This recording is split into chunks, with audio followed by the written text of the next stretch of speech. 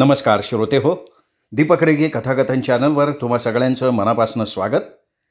श्रोते हो, आज तुम्ही ऐकणार आहात प्राध्यापक रसूल सोलापुरे यांच्या पठारावरचा दौलती या कथासंग्रहातली कथा.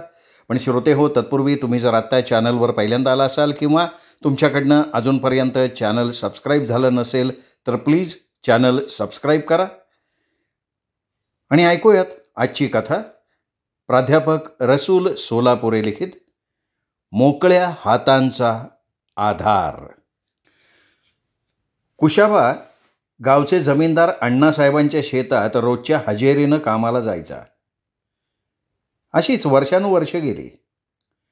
म्हातारीनं कुशाबाच्या पाठीमागं लागून त्याला लग्नाच्या बेडीत अडकवलं तसं तिला निवांत वाटलं. पोराचा संसार बघून ती समाधानी झाली. आता कुशाबा आपली बायको पारूलाही आपल्याबरोबर कामाला न्यायला लागला. दोघांचं रोजचं पैसं संसाराला चांगलं बळ देणारं ठरायला लागलं. कोणाच्या आध्यात मध्यात न पडणारं हे जोडपं अण्णासाहेबांच्या शेतात अगदी प्रामाणिकपणे कष्ट करत होतं. त्याच्या कुठल्या काटकीला कुशाबा अण्णासाहेबांना विचारल्याशिवाय हात लावत नसे. त्याचा हा प्रामाणिकपणा आणि कष्ट बघून अण्णासाहेब कुशाबावर खुश झालेले होते. त्यांना शेतातच घर बांधून देऊन तिथंच ठेवून घ्यावं असं त्यांच्या मनात आलं आणि अण्णासाहेबांनी एक दिवस कुशाबाजवळ याबद्दल विचारणा केली. कुशाबा, तुझ्याशी जरा बोलायचंय. संध्याकाळी वाईज घराकडे येऊन जा की. मालकांनी घरी बोलवलंय म्हटल्यावर कुशाबा जरा विचारातच पडला. असं कसलं काम काढलंय मालकानं माझ्याकडं? कामात काय बी चुकी व्हायला नाही. मग असं कांच्या कामासाठी मला बोलिवलं असन? हा विचार करत पारूलाही त्यांनी ही काळजी बोलून दाखवली. मनानं अगदी सरळ साध्या मनाचा कुशाबा असं कोणी काही कोड्यात टाकणारं बोललं ना तरी गोंधळून जायचा. आणि त्याचमुळे त्यांनी ही चिंता आपल्या बायकोजवळ बोलून दाखवली. अवधनी, असं कशाला घोर लावून घेतायसा? समद काम त्याचं आम्ही मन लावून करतोय नव. कधी खोटं नाटं तुम्ही वागले आहे सवय? अगं नाही, माझ्याकडनं असं कधीच व्हायचं नाही बघ. माझा जीव गेला ना तरी बी म्या काय बी खोटं नाही करायचं अगं पारू. बायकोच्या बोलण्यावर कुशाबा एकदम गडबडीनं बोलला. हो मग नका विचार करू सांजाला बोलवलंय नव, जाऊन यावा. अहो काहीतरी शेतातलं काम सांगायचं असन, नाही तर त्यांच्या मनात काहीतरी मोठ्या कामाचे विचार आले असतील. तुमच्यावर ते काम त्यासने टाकायचं असन. तू म्हणते ते काय खोटं नाही बरं का पारू. मध्ये आमच्या लग्नाच्या अगोदर मी ऐकलं होतं त्यांचं बोलणं का ट्रॅक्टर घ्यायचा, 2 बोर, मोठी हिर काढायची म्हणत होते. आणि काय लई करणार म्हणलं त्यांनी. मी काय तिकडं लक्ष द्यायला नव्हतं आणि त्याच्याबद्दल अण्णासने काही विचारायला बी नव्हतं बघ. परवा त्यांनी धोडा पाठारावर मोठं शेत घातलंय. तेव्हा काहीतरी त्यांच्या डोसक्यात घोळत असेल नाही का? अगं पर माझ्याबरोबर त्यांच्या शेतात मोप माणसं गडी येतात कामाला. माझ्या परत डोसक्यानं शानी असणारं गडी माणसं त्यांच्याकडं ढेगानी आहेत नवं. मग म्या कुठे एवढा शाना लागून गेलोय की ते माझ्याबरोबर सरळ सांगून काम कराया? कुशाबाच्या भाबड्या बोलण्याचं पारूला हसू आलं. आपलं हसू दाबत ती म्हणाली, अवधनी समधी शानी असतात. उगे दुसऱ्याच शानी म्हणून तुम्हासनी लहानपण घ्यायला असं तुम्ही. आधी त्यांच्याकडे जावा, त्यांनी काय म्हणतात ते आधी बघा. काय लई मोठं काम असेल तर मागणं सांगतो म्हणा, म्हणजे आम्ही दोघं विचार करून काय ते ठरवूया. आता लई विचार करत बसू ना घसा. जावा आधी त्यांच्याकडं, मागणं बघू की काय करायचे ते. पारूशी बोलून कुशाबा अण्णाच्या घराकडे आला. अण्णाला भेटण्याचा त्याच्या मनावर असलेला भार मात्र तसाच राहिला होता. कुशाबा फाटक उघडून अंगणात आला. अण्णाच्या घरातनं मोठ्यांदा बोलण्याचे आवाज येत होते तसा तो जरा दारात घोटमाळला. अण्णा खुशीत बोलत होता. अहो तुम्ही काय बी म्हणून असा, पण तुमच्यासारखा सुखी माणूस दुसरा कोणी नाही बघा. समध्या गावाचा तुम्ही काय पालट केलाय. कुठलं काम करायचं नाही ठेवायला. आता यंदाच्या वर्षी जरा यात्रेचं मनाव घ्यावा. 20 वर्ष होऊन गेली नवं. अगोदर चांगला रस्ता नाही, गावाला प्यायचं पाणी नाही, म्हणून 7 वर्षानं वाहणारी यात्रा पुढं ढकलत गेली आहे नवं. तेवढा विषय पंचायतीच्या मीटिंगमध्ये मांडाच. अण्णा आत्ता सरपंच सोपानरावांच्या बरोबर बोलतायत हे कुशाबानं आवाजावरनं ओळखलं. एवढ्या मोठ्या माणसांसमोर जायला नको म्हणून तो चौकटीच्या बाजूला असलेल्या दगडी कट्ट्यावर बसला. सरपंच बाहेर पडल्यावर घरात जावं म्हणून तो वाट बघत राहिला. अहो अण्णा, समध्या कामात तुमचंच पाठबळ मिळतंय नवं, आहे का नाही? म्हणजे आमच्या ग्रामपंचायतीच्या बाडीला तुमचं तर पाठबळ आहे. तुम्ही सबूत टाकायचा आणि आम्ही ऐकायचा नाही असं कधी झालंय वय? अहो तुम्ही म्हणशीला तर उद्याच्यालाच लागतो की कामाला. गावातनं बी लोक म्हणतात यात्रा व्हाया पाहिजे म्हणून, पण अडचण आहे ती देवस्थान कमिटीची. त्यांची हा विरोधी पार्टी. आम्ही काय करायचं ठरवलं तर लगेच त्यांनी पाय मारणार. अगोदर त्यांच्याकडनं हो विषय आमच्याकडे यायला पाहिजे बघा, मग आम्ही बी लगेच गावसभा घेतो आणि ह्या विषयाला पळवायला सुरुवात करतो. आणि तुम्ही आयसा की आमच्या पाठीमागं, मग आम्ही कशाला कुणाची परवा करतो? हो, आम्ही गावात इतकी कामं करतो तरी बी एका शब्दानं कधी देवस्थान कमिटीनं आमचं कौतुक केलं नाही बघा. आता ह्यो विषय त्यांच्याकडनं आमच्यापर्यंत करता येईल ह्याच्यासाठी काय करायला येतंय का ते बघायला पाहिजे बघा. सोपानराव, तुम्ही म्हणतायसा तो शब्द आणि शब्द खराय, खोटं काय नाही त्यात. समद घोडं पेंड खाते ते तिथंच बघा. म्या बी काय करायचं त्याचा विचार करायला लागलोय. कसा ह्याच्यातनं मार्ग काढायचा हे बी समजायला झाले. अहो म्या बी अण्णा कमिटी या दोघा तिघा मेंबर्सनी बोलून बघितलो, पण ते बरं लईच तयारीचं निघालं बघा. तर आकाश तूर लागे न झाले. समधी श्यामरावांच्या शब्दाच्या बाहेर नाहीत बघा. सोपानरावाच्या बोलण्यावर अण्णा थोडा वेळ विचार करत राहिले. काही वेळ दोघात थोडीशी शांतता पसरली. खाल्लेल्या पानाचा तोंडातला चोथा टाकण्यासाठी बाहेर आलेल्या अण्णांचं लक्ष कट्ट्यावर बसलेल्या कुशाबाकडे गेलं. त्यांनी आश्चर्यानं त्याच्याकडे बघितलं. त्याच्या पाठीवर हलक्याच अण्णानं थाप मारली. अरे कुशाबा, असा बाहेर का बसलायस? तुला हे घरपर्क आहे वय? आमसने काही विचारून घरात येणारीस वय? तसा कुशाबा गोंधळला. त्याला काय बोलावं सुचेना. गडबडीत तो कट्ट्यावरनं उठला. नाही नाही अण्णा, नाही परक घरी आहे, पण तुम्ही मोठी माणसं बोलल्यास म्हणलं तुमचं बोलून झालं की यावं. कुशाबाच्या बोलण्यावर अण्णा मोकळेपणानं हसला. कुशाबा, अरे आमच्या या असल्या बैठका रोजच असतात, ते काही लई विशेष नाही. मर्दा, आत येऊन बसायचं तरी, बाहेर उगी कशाला बसायचं? बोलत बोलत अण्णानं कुशाबाचा हात हातात घेतला आणि त्याला घेऊन ते घरात आले. कुशाबा अदबीनं सरपंचासमोर आला. त्यांच्या पायाला हात लावून नमस्कार केला. तसं सोपानरावनं त्याच्या पाठीवर हात थोपटत त्याला उठवलं.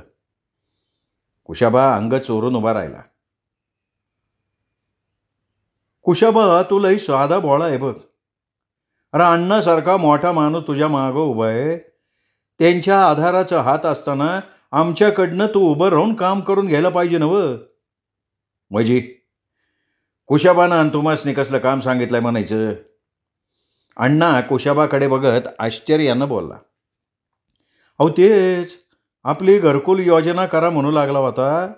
त्याला पुन्हा भेट म्हणून सांगितलं होतं म्या. ग्रामसेवकाला बी म्या बोलून ठेवलं होतं. आम्ही सर्वे करताला हो, चांगली 25 लाभार्थी तयार केला. मग आमच्या कुशाबाला घेतल्या नाही सोय. सोपानराव, अहो तुम्ही माझ्याच माणसाला असं लांब ठेवलाय सवय. गाठ माझ्याशी आहे, द्या नदराव द्या. अण्णाच्या प्रत्येक धमकीच्या बोलण्यावर सोपानराव आणि अण्णा दोघंही खळखळून हसायला लागले. अहो अण्णा, तुमचा विश्वास कसा बसतोय आम्ही तुमच्या माणसाचं काम करत नाही असं? अहो यादीत पहिलं नाव आम्ही कुशाबाचंच घेतलं होतं, पण त्याला सांगितलेली कागदं त्याने दिल्यात का विचारावं त्याला. अहो आम्ही कामच करायला नवं, पण लोकांची बी साथ मिळायला पाहिजे नवं. तेव्हाच आम्हाला आमची कामं करायला सोपं होतंय. सोपानराव, आम्ही चेष्टेनं बोलतोय. तुम्ही काम करतायसा का नाही हे काय आम्हाला माहीत नाही वय. कुशाबा हायच तसला, धाडसानं कुठं जाणार नाही का कुठलं काम मोकळ्या मनानं बोलणार बी नाही.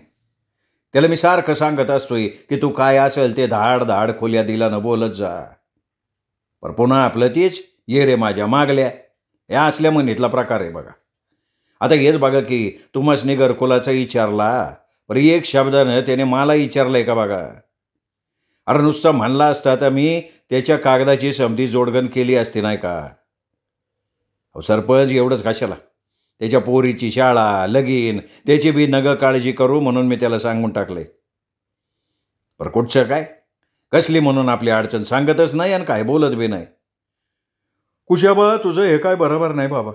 अरे माणसानं कसं गळा बोलावं म्हणजे कामं बी लगेच होते. आणि त्याच्यात आम्ही बरोबर असताना मग आणि तुला कसली भ्याराती सांग की. वय की अण्णानो, माझं तसं चुकलंच बघा. अहो माझ्याकडं पंचायतीचा शिपाई बी आला होता. 4 दिवसात कागद दे म्हणून सांगून गेला होता. पण त्या वक्ताला अण्णा आपली ऊसाची लावण सुरू करायची होती ना आणि गडी माणसं बी कमी होती. त्या कामात माझं तिकडं ध्यानच नाही गेलं बघा. आता नाही उशीर करत, उद्याच्याला येतो पंचायतीत, भेटून जातो. वय ये आता मागच्या येळेसारखं करू न ग अण्णा. तुम्ही नका विचार करू, म्या करून देतो ह्याचं काम. आजच ग्रामसेवकाला सांगून ठेवतो अगोदर या कुशाबाचं काम करा म्हणून. बरं येऊ का म्या. सरपंच सोपानराव बोलत बोलत जाग्यावरनं उठले. चौकटीजवळ काढलेलं पायताण पायात सरकवतच त्यांनी अण्णांचा निरोप घेत घराबाहेर पाऊल टाकलं. बघता बघता झापाझापा पावलं टाकत सरपंच चालला. वळणावर तो दिसेनासा होईपर्यंत अण्णा चौकटीला धरून उभे राहिले होते. सोपानराव नजरेच्या टप्प्यातून दूर गेल्यावर त्यांनी पाठ फिरवली आणि अण्णा कुशाबा उभा होतं तिथं आले. कुशाबा, अरे असं काय करतोयस? अरे आपली माणसं खुर्चीवर असतात तेव्हाच कामं करून घ्यायची असतात. मागणं आमच्या विरोधातलं कोणी आलं तर काम कसं करायचं तुझं? सांग आता, लई येळ घालू नको. उद्याच्यालाच पंचायतीत जा. उगा काय बी सांगून बसू नको. शेतातलं काम राहिलं तर राहू दे. आणि काय माझी मदत लागत असेल तर ते बी करायला हाय म्या. वही की अण्णा, लागतोस कामाला. पण अण्णा मी आलो तो म्हणजे तुम्ही कलच्याला मला निरोप दिला होता ना भेटायला सांगितलं होता तसा. अहो कालपासनं सारखा विचार करतोय मालकाने का बोलिवलं असन. कधीच तुमचा असा निरोप नाही ना आला. तेव्हा म्हणलं माझ्याकडनं काय कामात चुका येतं नसं वय. नाही तर तुम्ही असं मला असं कसं बोलवशिला नाही का. कुशाबाच्या बोलण्यावर अण्णा जोरात हसायला लागले. अरे कुशाबा, प्रत्येक गोष्टीचा असा विचार करतोस आणि जीवाला लावून घेतोयस. इतका कसा साधा माणूस आहे रे तू. हो अण्णा, म्या आहेच तसा बघा. लय म्हणजे लय विचार करतोय. काय होईन कसं होईन असं वाटतंय हो मला. नगकांचा विचार करू. अरे म्या विचार केलास की तुम्ही आता माझ्याकडं राहायचंय शेतात. तुमच्यासाठी घर बांधायला घेतो या. तू निस्ता समधी देखरेख करायची. गाईचा मोठा गोठा बांधणार आहे. त्याची जबाबदारी तुम्हा नवरा बायकोवर ठेवणार आहे. तुझ्यावर माझा विश्वास आहे म्हणून शान मी हे धाडस करणार आहे. अरे गोठ्यासाठी बँक मला कर्ज देणार आहे. समध्या तालुक्यात नसेल असला गोठा तयार करायचं ठरवलंय. फक्त तुझी साथ झाली पाहिजे बस. अहो नग अण्णा नग. अण्णा म्या तुम्ही सांगशीला ती समधी कामं करतो. काही सांगा आमासने. आम्ही नवरा बायको पाय मागं नाही घेणार बघा. पर आमच्या कोणची जबाबदारी नग देऊस. समजा हिशोब ठिशोब पैशाचं देणं घेणं काय म्हणजे काय आमासने देऊ नकासा. तुम्ही 50 गाईचा गोठा करतेस, भलं 100 गाईचा करू. पण आमच्याकडनं काम करायला दुसरा माणूस ठेवा. त्यो सांगू दे काय बी काम आमासने आणि त्याच माणसाला तुम्ही तुमचं घर राहायला द्यावा. म्यास तुम्ही जो येळ देशील तवा हजर आहे बघा. कुशाबा, ते काय बी सांगू नका आमासने. तू काय भय नाही करायचंच नाही बघ. अरे तुला काय कमी पडू द्यायचं नाही बघ. हे बघ तुझ्या पोरीच्या शाळेची तिच्या लग्नाचं बी सोपानरावच्या समोरच तुला बोललोय ना तू फक्त हे काम सांभाळ बस. बाकी काय करायचं नाही तू. अण्णांनो म्हणजे काय आहे त्याचं. बोलता बोलता कुशाबा मान खाली घालून उभा राहिला. थोडा वेळ दोघात शांतता पसरली. हे बघ कुशाबा, मला जायचे तालुक्याला. मला नाही येळ उद्यापासनं. तू आपला कामाला लाग. बाकी काय सांगत बसू नका. गोठ्याचं शेड उभं करायला कॉन्ट्रॅक्ट दिले. 4 दिवसात ती माणसं कामाला सुरू करतील बघ. तुला तर काय बी कामं पडायचं नाही. आता तुम्ही म्हणतायसा तर मी काय बी बोलत नाही बघा. वाईच माझं चुकलं माकलं सांभाळून घ्यावा. कुशाबाच्या बोलण्यावर अण्णा हसला. अरे लेका, आम्ही कुठं अमेरिकेला जायला होतोय वे. तुझ्याबरोबर आहेच की, काळजी नका करू. मग माझी काय ना नाही लागतो कामाला. एवढं बोलून कुशाबा अण्णाचा निरोप घेऊन बाहेर पडला. अण्णाही त्याच्या पाठोपाठ घरातनं बाहेर पडला. कुशाबा मनोमन हरखला होता. महिन्याभरानं सगळी कामं पार पडून अण्णाचा गोठा तयार झाला. कुशाबा आणि पारो दोघंही तळमळून काम करत होते. 2 वेळेला धारा काढायच्या, दिवसातून 2-3 वेळा जेवायचं, दुपारच्या वेळेला विहिरीजवळच्या आंब्याच्या झाडाखाली ताणून द्यायची, असा कार्यक्रम चालू झाला. गायी भरपूर दूध देत होत्या. गोठा स्वच्छतेला, चारा पाणी करायला कुशाबाकडे गडी माणसं होती. त्यामुळे कामाचा तसा फारसा ताण पडायचा नाही. दोघेही नवरा बायको या कामावर समाधानी होती. कुशाबा चांगली देखरेख करत असल्यानं अण्णाचं सगळं टेन्शन गेलं होतं. दुधाचा बक्कळ पैसा अण्णाला मिळायला लागला. काही दिवसातच काही दुसरी माणसं अण्णांना आणली. सगळा हिशोब, कामाचं नियोजन ती माणसं करायला लागली. अण्णाचं आता कुशाबाकडे दुर्लक्ष व्हायला लागलं. नवीन माणसांचा राबता अण्णाकडे वाढला. त्यांचाच शब्द अण्णाला महत्त्वाचा ठरू लागला. इतर गडी माणसांबरोबर कुशाबा आणि त्याची बायको काम करायला लागले. कुशाबाला कुठेतरी काही गोष्टी खटकायला लागल्या. आपल्या मनाची घालमेल त्यांनी पारूजवळ बोलून दाखवली, परंतु बायकोनं कुशाबाची समजूत घातली. अवधनी, तुम्ही धीर धरा. आता पोरीला कोल्हापूरची पाहुणं बघून गेल्यात नव. अमावास्या झाल्यावर कळवणार आहेत. लग्नाला ₹1,00,000 खरंच येईन. अण्णांनी मदत करतो म्हणलंय आपल्याला. पोरीचं लगीन होईपर्यंत हे काम न घसवाड आहे. अण्णांनी मदत केली तर मग आमची समधी काळजीच मिटती. वय, तू म्हणतीस ते बरोबर आहे. अहो, त्यांनी शबद बी दिलाय शिकी, आणि उद्याच्याला पाहुण्याचं निरोप बी येईल बघ. आमची पोरगी चांगल्या घरात गेली की झालं आमचं. त्यांचा निरोप आला ना का लगेच जातो अण्णाकडं. 10-15 दिवसात बार उडून देऊ. दोघांचं बोलणं झालं आणि पोरगी पसंतीचा एका सकाळी कोल्हापुरासनं निरोप आला. दोघं नवरा बायको खुश झाले.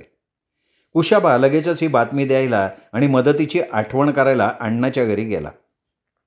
अण्णाही खुश झाला. पण कुशाबानं मदतीची गोष्ट काढताच अण्णा गंभीर झाला. तसा कुशाबाच्या पोटात भीतीचा खड्डाच पडला. कुशाबा, अरे गोठ्यात माझा लय पैसा गुतलाय रे. पण तुला अशा वागताला म्या नाही म्हणायचं हे नाही माणूस केलं धरून वैत. हे बघ, इथला बँकेचा मॅनेजर माझा चांगला दोस्त आहे. त्याला सांगून तुझ्या नावानं कर्जाचं प्रकरण करूया. मागणं हळूहळू फेडत राहा. उद्याच्याला 11 वाजता बँकेत ये. हाय तिथं मी. येळ चुकवू न ग, म्या वाढ बघतो बघ. हां. इतकं बोलून अण्णा उठला आणि बाहेर जाण्यासाठी पायात पायताण सरकवायला लागला. कुशाबाच्या पायातलं त्राण गेलं. आपले पाय थरथर कापतायत असं त्याला वाटलं. भिंतीच्या आधारानं तो उठला. एक एक पाऊल टाकताना त्याला मरण यातना होत होत्या. अण्णाच्या शब्दांनी घायाळ झालेलं त्याचं मन विस्कटल्यासारखं झालं होतं. हा मोकळ्या हातांचा आधार कुशाबाला हातबल करणारा होता. श्रोते हो, तुम्ही ऐकत होतात प्राध्यापक रसूल सोलापुरे यांची कथा मोकळ्या हातांचा आधार. हा कथेचा व्हिडिओ पटकन लाईक करून टाका. कथा कशी वाटली हे सांगण्यासाठी पटकन कमेंटही करून टाका. आणि तितक्याच पटकन ही कथा, हा कथेचा व्हिडिओ आपल्या कथाप्रेमी मित्रपरिवारात, नातेवाईकात पटकन शेअरही करा. भेटूयात अशाच उत्तम कथेसह, कादंबऱ्यांसह दीपक रेगे कथा कथन चॅनलवर. नमस्कार श्रोते हो.